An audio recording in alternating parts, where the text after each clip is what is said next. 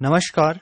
आज की इस वीडियो में हम एक केमिस्ट कह लीजिए, आप उनको एंटरप्रेन्योर कह लीजिए, सोशल वर्कर कह लीजिए, या कि फिर एक इंजीनियर कह लीजिए, के बारे में बात करेंगे। इस केमिस्ट को अपनी मृत्यु की खबर एक न्यूज़पेपर से पता चलती है और बाद में न्यूज़पेपर एजेंसी द्वारा यह सफाई दी जाती है कि यह एक गलती थी।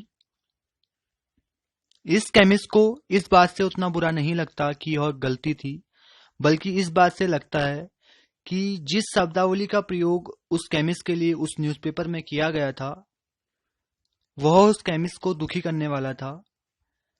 उस न्यूज़पेपर में लिखा गया था कि मौत के सौदागर की मृत्यु, मौत के व्यापारी की मृत्यु। अपने लिए प्रयोग इन शब्दों को सुनकर वह केमिस्ट सोचता है कि आज नहीं तो कल उसकी भी मृत्यु होगी, और उसने अपना पूरा जीवन जिस देश को समर्पित किया है, क्या मृत्यु के बाद लोग उसे मौत का सौदागर कहकर याद रखेंगे?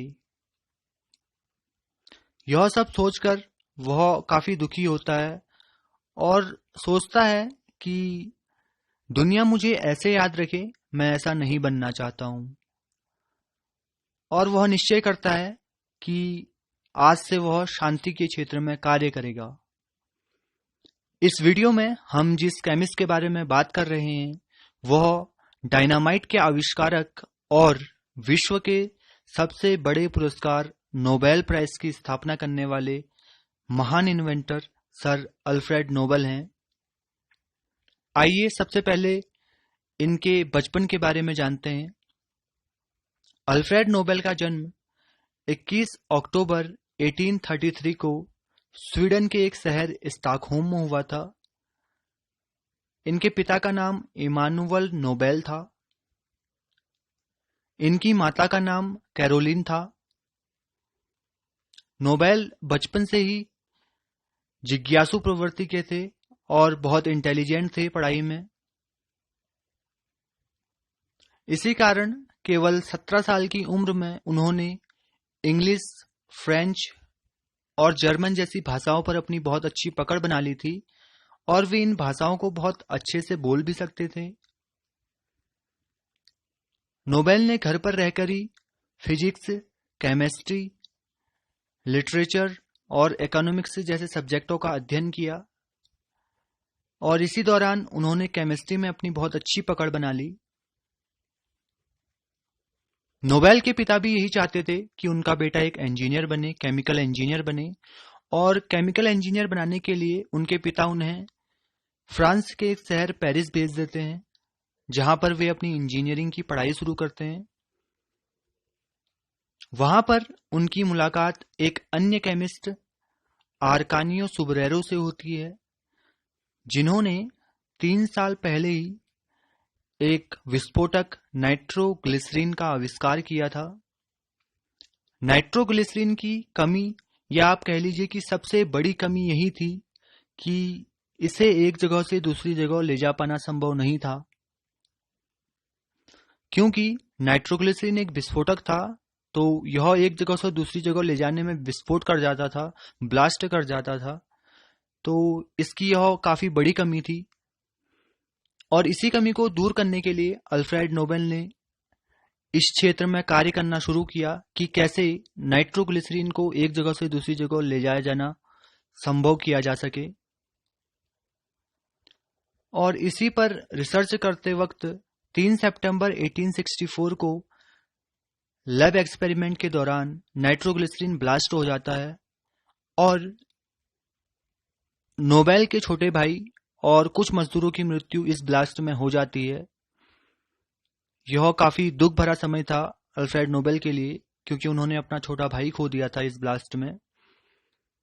पर उन्होंने अपने रिसर्च वर्क को जारी रखा, उन्होंने हार नहीं मानी, और सालों की कड़ी मशक्कत के बाद 1866 में उन्होंने कामयाबी हासिल की और दुनिया को यह बताया कि यदि नाइट्रोग्लिसरीन में सिलिका मिला दी जाए तो यह किसी भी फॉर्म में किसी भी शेप में ढाला जा सकता है और इसे कहीं भी ले जाया जा सकता है, क्योंकि नाइट्रोग्लिसरीन में सिलिका मिलाने पर यह एक पेस्ट का रूप ले लेता है और यह ब्लास्ट भी नहीं करता है।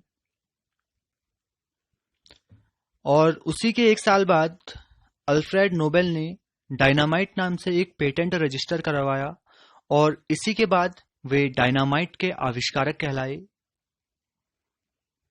डायनामाइट का जहां दुनिया ने एक सकारात्मक प्रभाव देखा, वहीं नकारात्मक प्रभाव भी देखा। सकारात्मक प्रभाव की बात करें तो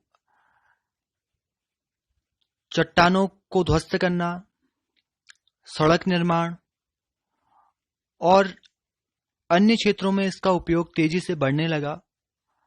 लेकिन नकारात्मकता की बात करें तो इसका उपयोग व्यापक स्तर पर युद्ध क्षेत्र में किया जाने लगा, जिसके कारण एक ही समय में बहुत सारे सैनिक अपनी जान गंवा देते थे और लोगों का जो गुस्सा था अल्फ्रेड नोबेल के प्रति इस आविष्कार के बाद वह बढ़ने लगा और अपने गुस्से को जाहिर करने के लिए लोगों ने अल्फ्रेड नोबेल को मौत का सौदागर कहकर, मौत का व्यापारी कहकर बुलाना शुरू कर दिया।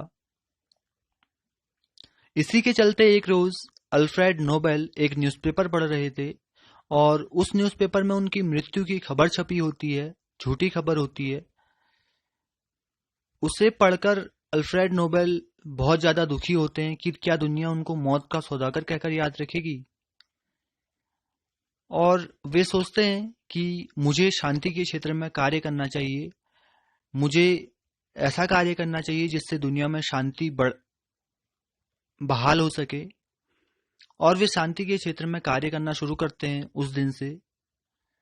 और इसी क्रम में वे नोबेल प्राइज की स्थापना करते हैं अपनी वसीयत से, जिसमें लिखा गया था कि 94% हिस्सा उनकी वसीयत का नोबेल प्राइज के लिए दिया जाए। और उनकी वसीयत से ही आज नोबेल प्राइज दिया जाता है। नोबेल प्राइज उन लोगों को दिया जाता है जिनके कार्यों से दुनिया में बहुत लोगों का भला हुआ हो, बहुत लोगों के जीवन में सकारात्मक प्रभाव आया हो, या जिन्होंने शांति के क्षेत्र में शांति फैलाने के लिए उस क्षेत्र में कार्य किया हो।